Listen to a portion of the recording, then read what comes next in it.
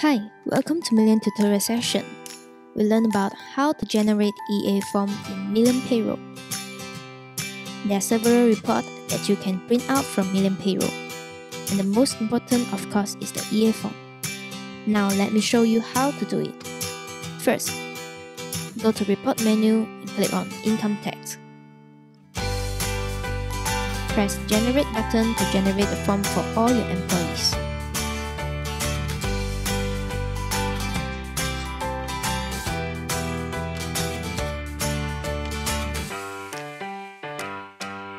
After generate, select it and print.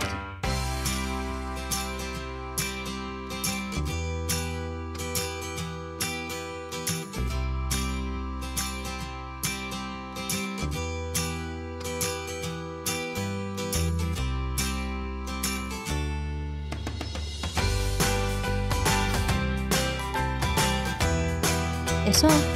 Thank you for watching. We hope you enjoy.